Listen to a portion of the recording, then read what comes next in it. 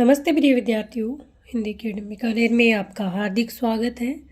हम पढ़ रहे हैं कक्षा 6 की ज्योग्राफी, जिसमें हम चैप्टर 5 पढ़ चुके हैं। चैप्टर नंबर 6 है हमारा देश भारत। चैप्टर नंबर 6 है हमारा देश भारत, जिसमें एक क्लास हम कल पढ़ चुके हैं। कल हमने यहाँ तक पढ़ा और आज हम यहाँ से पढ़ने वाले हैं भारत का भौतिक विभाजन। प्रिय विद्यार्थियों, पीछे वाली क्लास नहीं देखी है कल वाली, तो देख लेना, क्योंकि जब आप कल वाली क्लास देखोगे तो आज वाली चीज़ को बेहतर तरीके से समझ पाओगे। और पीछे जो 5 चैप्टर हमने पढ़े हैं उनको भी आप देख सकते हो, क्योंकि अगर आप किसी भी कंपटीशन एग्ज़ाम की तैयारी करो वहाँ पर एनसीईआरटी बुक कंपलसरी है, क्योंकि आप कुछ ही पढ़ लो, जब तक एनसीईआरटी नहीं पढ़ोगे बेसिक चीज़ें क्लियर नहीं होगी और एग्ज़ाम की जो प्रश्न पूछने का जो तरीका है एनसीईआरटी से वो आपको नहीं पता चलेगा। तो एनसीईआरटी आपको कहीं से पढ़ो, मैं ये नहीं कहती कि मेरे से ही पढ़ो, आपसे खुद से पढ़ो, कहीं से पढ़ो, पर एनसीईआरटी आपको पढ़नी चाहिए। और आप चाहते हैं कक्षा 6 से लेकर 10 तक की रेगुलर एनसीईआरटी पढ़ना, तो मेरे साथ आप जुड़ सकते हैं। मैं 10 क्लास ले चुकी हूँ, आज ये 11वीं क्लास है और हम लगातार कोशिश करेंगे निरंतर धीरे धीरे छोटे छोटे वीडियो के द्वारा एनसीईआरटी बुक को पढ़ते हुए समझते हुए किस प्रकार के प्रश्न पीछे बने हुए हैं, किस प्रकार के प्रश्न आगे बन सकते हैं, इस प्रकार हम पढ़ेंगे। तो प्रिय विद्यार्थियों, आज हम पढ़ेंगे भौतिक विभाजन। भारत में पाई जाने वाली भौतिक आकृतियाँ भिन्न प्रकार की हैं। आपको ये पता है कि भारत की जो आकृतियाँ हैं वो भौतिक आकृतियाँ हैं, भिन्न प्रकार की हैं, जैसे पर्वत, पठार, मैदान, तट तथा द्वीप समूह। कहीं पर आपको पर्वत मिलेंगे, कहीं पर पठार मिलेंगे, कहीं पर मैदान, तट, द्वीप समूह। उत्तर में बर्फ से ढका हुआ हिमालय संतरी का कार्य करता है। संतरी का मतलब होता है एक रक्षक की तरह हिमालय कार्य करता है। हिम प्लस आले का मतलब होता है बर्फ का घर। हिम का मतलब होता है बर्फ, आले का मतलब होता है घर, तो क्या हुआ, बर्फ का घर पूछा जा सकता है आपसे। हिमालय पर्वत को 3 मुख्य समांतर श्रृंखलाओं में बांटा जाता है। ये प्रश्न भी कई बार पूछा जाता है। सबसे उत्तर में स्थित श्रृंखला को वृहद हिमालय पूछा जा सकता है कि सबसे उत्तर में कौन है, मध्य में कौन है और दक्षिण में कौन है, या हिमाद्री। वृहद हिमालय को क्या कहते हैं, दूसरा नाम पूछे तो हिमाद्री। इसी श्रृंखला में विश्व की सबसे ऊंची शिखर है मध्य हिमालय या हिमाचल जिसे बोलते हैं। हिमाद्री के दक्षिण में स्थित है। ये वृहद हिमालय के दक्षिण में जब नीचे आते हैं तो ये मध्य हिमालय हिमाचल हिमाद्री के दक्षिण में स्थित है। बहुत से लोकप्रिय पहाड़ी स्थान यहाँ स्थित है। जब हम कक्षा 8-9 की तरफ आगे बढ़ेंगे तो चीज़ें ज्योग्राफी में जुड़ती हुई चलेगी। जब कक्षा 6 से आप निरंतर जुड़ोगे तो आप 6 की पढ़ोगे तो 7 की समझ में आएगी, 7 की पढ़ोगे तो 8 की समझ में आएगी, क्योंकि ज्योग्राफी की चीज़ें होती है वो आपसरी में जुड़ी हुई होती है, एक दूसरे से जुड़ी हुई होती है। बहुत से लोकप्रिय पहाड़ी स्थान यहाँ स्थित है। 5 पहाड़ी स्थानों के नाम पता लगाइए। शिवालिक सबसे दक्षिण में स्थित श्रृंखला। ये पूछा जाता है कि सबसे उत्तर में कौन सा है, मध्य में कौन सा है और शिवालिक दक्षिण में कौन सा है। तो वृहद हिमालय उत्तर में, मध्य हिमालय बीच में है और शिवालिक है वो आपका सबसे दक्षिण में है। हिमालय के दक्षिण में भारत का उत्तरी मैदान स्थित है। बिल्कुल जैसे हम हिमालय से नीचे आते हैं तो भारत का उत्तरी मैदान स्थित है। ये मैदान समतल तथा सपाट है। ये मैदान सिंधु, गंगा, ब्रह्मपुत्र तथा इनकी सहायक नदियों के द्वारा लाए गए जलोढ़ निक्षेपों से बने हैं। नदियों के ये मैदान कृषि के लिए उपजाऊ भूमि प्रदान करते हैं। यही कारण है कि इन मैदानों में जनसंख्या अधिक है। प्रिय विद्यार्थियों, एक फैक्ट हमें पूछा जाता है कि जो उत्तर भारत का मैदान है यहाँ पर जनसंख्या अधिक निवास क्यों करती है, कारण क्या है। देखो, इस चैप्टर को आप इस पैराग्राफ को ध्यान से समझना, क्योंकि यहाँ से आपको कॉन्सेप्ट वाले प्रश्न जब पूछे जाते हैं, स्टेटमेंट वाले, तो आपके यहाँ से प्रश्न बन सकता है। हिमालय के दक्षिण में भारत का उत्तरी मैदान स्थित है। ये मैदान समतल तथा सपाट है। ये मैदान सिंधु, गंगा, ब्रह्मपुत्र तथा इनकी सहायक नदियों के द्वारा लाए गए जलोढ़ निक्षेपों से बने हैं। ये जलोढ़ निक्षेप क्या होता है प्रिय विद्यार्थियों, यहाँ पर देखो बहुत ही अच्छे तरीके से ये दे रखा है। जलोढ़ निक्षेप क्या होता है, ये नदियों के द्वारा लाई गई बहुत महीन मिट्टी होती है तथा नदी बेसिन में निक्षिप्त कर दी जाती है, और जो क्या होती है, बहुत ही उपजाऊ भी होती है। नदियों के ये मैदान कृषि के लिए उपजाऊ भूमि प्रदान करते हैं। जिस प्रकार नदियों के द्वारा उपजाऊ मिट्टी जब निक्षिप्त कर दी जाती है तो वहाँ पर क्या कर जाते हैं, मैदानों में कृषि की जाती है, और मिट्टी बहुत उपजाऊ होने के कारण यहाँ पर क्या करती है, जनसंख्या बहुत अधिक निवास करती है।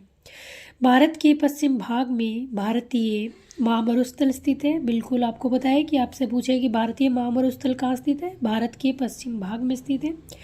ये शुष्क, गर्म तथा रेतीला स्थल है। यहाँ वनस्पति की मात्रा बहुत कम है, क्योंकि यहाँ पर एक तो गर्म है, दूसरी यहाँ पर बारिश होती है, जो वर्षा होती है बहुत कम मात्रा में होती है, तो इसलिए वनस्पति की मात्रा यहाँ पर बहुत कम है। उत्तरी मैदानों के दक्षिण में प्रायद्वीपीय पठार स्थित है। आपसे पूछे कि प्रायद्वीपीय पठार कहाँ पर है, उत्तरी मैदानों के दक्षिण में प्रायद्वीपीय पठार स्थित है। इसकी आकृति त्रिभुजाकार है। बिल्कुल आपसे स्टेटमेंट में पूछ सकते हैं कि प्रायद्वीपीय पठार की आकृति किस प्रकार की है, त्रिभुजाकार की है। इसका धरातल काफ़ी ऊंचा नीचा है। इस क्षेत्र में बहुत सी पहाड़ी श्रृंखलाएं तथा घाटियाँ स्थित है। इसके उत्तर पश्चिम में अरावली श्रृंखला स्थित है। देखो कि इस क्षेत्र में बहुत सी पहाड़ी श्रृंखलाएं तथा घाटियाँ स्थित है। इसके उत्तर पश्चिम में अरावली श्रृंखला स्थित है। किसके, प्रायद्वीपीय पठार के जो अरावली है वो कहाँ पर है, उत्तर पश्चिम में स्थित है, जो विश्व की सबसे पुरानी श्रृंखला। ये लाइन इसी रूप में पूछी जाती है कि विश्व की सबसे पुरानी पर्वत श्रृंखला कौन सी है, कि हमारी अरावली पर्वत श्रृंखला है। विंध्य और सतपुड़ा भी महत्वपूर्ण श्रृंखलाएं हैं। इन श्रृंखलाओं से होकर नर्मदा तथा ताप्ती नदियां बहती है। ये प्रश्न भी पूछा जाता है कि जो नर्मदा तथा ताप्ती नदियां किन पर्वत श्रृंखलाओं के बीच में बहती है, तो विंध्य और सतपुड़ा के बीच में बहती है। ये लाइन है प्रिय विद्यार्थियों, देखने में पैराग्राफ सा लग रहा है, पर ये लाइन 2 लाइन उठाए जाते हैं। अगर आपको ऐसा लगता है कि क्या पता एनसीईआरटी से सीधे प्रश्न पूछे जाते हैं या नहीं पूछे जाते हैं, तो आप पे जो एग्ज़ाम हो रहे हैं या पीछे एग्ज़ाम हुए हुए हैं उनके 1-2 पेपर भी उठा के देखोगे तो आपको पता चलेगा कि एनसीईआरटी से किस प्रकार के प्रश्न पूछे जाते हैं। ये पश्चिम की तरफ बहने वाली नदियाँ हैं। जो आपकी नर्मदा और ताप्ती नदियाँ हैं, पश्चिम की ओर बहने वाली नदियाँ हैं जो अरब सागर में गिरती है। इस पठार के पश्चिम में घाट या सह्याद्री तथा पूर्व में पूर्वी घाट स्थित है। पश्चिम घाट का विस्तार एक समान रूप में है, जबकि पूर्वी घाट बीच बीच में टूटा हुआ तथा असमान है। चित्तर 6.3। इन पठारों में खनिजों जैसे कोयला तथा लोहा अयस्क की प्रचुर मात्रा है। यहाँ पर क्या, कोयला और जो लोहा है वो इसके प्रचुर मात्रा में पाया जाता है। पश्चिम घाट के पश्चिम में तथा पूर्वी घाट के पूर्वी में तटीय मैदान स्थित है। पश्चिम तटीय मैदान काफी संकरे हैं और पूर्वी तटीय मैदान अपेक्षाकृत चौड़े हैं। एक चित्र के माध्यम से प्रिय विद्यार्थियों आपको दिख रहा होगा, इसमें हम चीज़ों को थोड़ा सा समझने की कोशिश करेंगे। यहाँ पर एक चित्र दे रखा है और यहाँ से प्रश्न कई बार पूछ लिए जाते हैं। ये आपका है महान हिमालय, जो वृहद हिमालय होता है, ये वृहद हिमालय है प्रिय विद्यार्थियों, ये यहाँ तक फैला हुआ है। इसके बाद में आपका जो ये आता है मध्य हिमालय, और इसके बाद में आता है आपका शिवालिक। यहाँ आपको दे रखा होगा उत्तर का मैदान। ये जब हिमालय से हम नीचे उतरते हैं तो यहाँ पर उत्तर का मैदान है। ये आपकी गंगा नदी बह रही है इस प्रकार, और इसमें नीचे से यहाँ से यमुना नदी इसमें आकर मिलती है, और इधर से यहाँ पर इसमें चंबल नदी आके मिलती है, और इधर से ब्रह्मपुत्र आती है। और गंगा और जब ब्रह्मपुत्र मिलके यहाँ पर बंगाल की खाड़ी में क्या करती है, सुंदरवन डेल्टा का निर्माण करती है। इसको हम आगे पढ़ेंगे। यह आपका रहा पश्चिम में भारतीय महामरुस्थलियाँ हैं।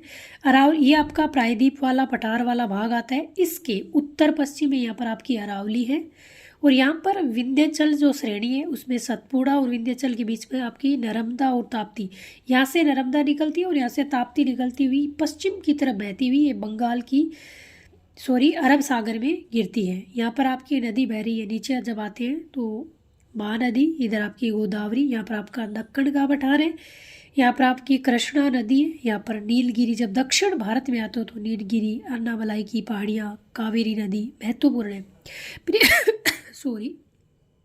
प्रिय विद्यार्थियों, यहाँ पर ये कह रहा है कि जो पश्चिमी घाट है वो क्या है, इस प्रकार का है। और पश्चिम घाट के जब पश्चिम में ये आपका तटीय क्षेत्र है और पूर्वी घाट है, पूर्वी घाट के इधर आपका तटीय क्षेत्र है।